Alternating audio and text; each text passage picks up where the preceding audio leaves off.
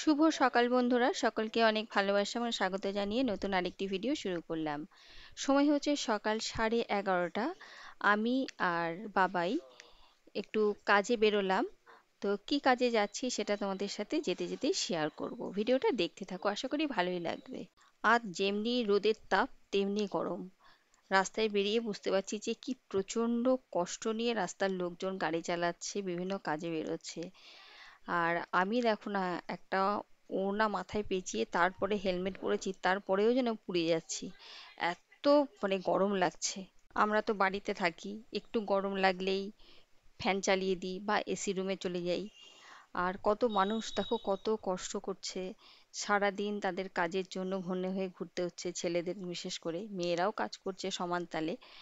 তো বাইরে যে না বেরোলে বোঝাই যায় না যে বাইরের দুনিয়াটা কেমন। একটা সময় হয়তো আমি অনেক বেরোতাম, অনেক কাজকর্ম করতাম, তখন আমি বুঝতাম, কিন্তু বেশ কিছু বছর হয়ে গেছে যে একেবারেই ঘরে বসে রয়েছি।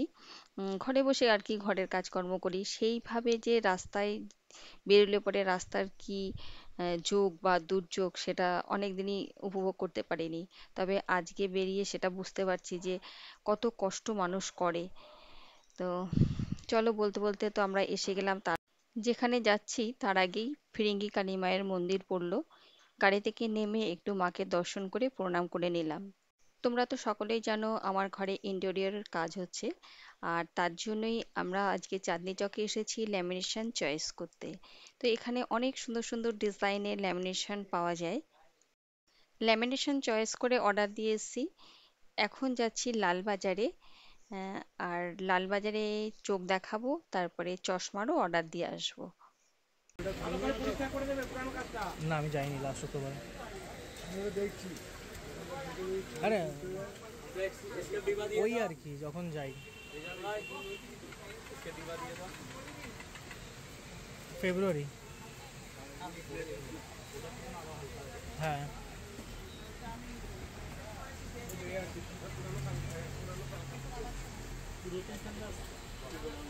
প্রথমে এসেই আমি চোখটা দেখিয়ে নিয়েছি, তারপরে পাওয়ার দিয়ে দিয়েছে, আর এখন চশমার ফ্রেম চয়েস করছি।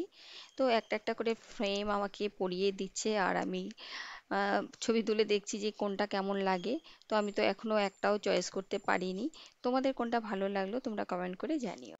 এতগুলো চশমা চয়েস করতে করতে প্রচণ্ড খিদে আর জল তেষ্টাও পেয়ে গেছে। তো আগেই আমরা একটু আখের রস খেয়ে নিলাম, অনেক দিন অবশ্য বাইরে আখের রস খাওয়া হয়নি। বাবাই আমি যখনই বেরোই তখনই রাস্তায় বেরোলেই আমরা আখের রস খাই। তো দুজন দু গ্লাস নিয়ে নিলাম। আখের রস খেয়ে একটু গলাটা ভিজিয়ে নিয়ে আবার বেরিয়ে পড়লাম। এখন যাচ্ছি হাতিবাগানে লাঞ্চ করতে। আর কোথায় করব বলো তো? বাঙালি আনাতে। চলো গিয়েই দেখাচ্ছি। ডাকবাংলো কত পিস থাকে ওটা? 3 পিস থাকবে, একটা ডিম থাকবে। আচ্ছা। আর ইয়েতে কষা যেটা 10 পিস থাকে।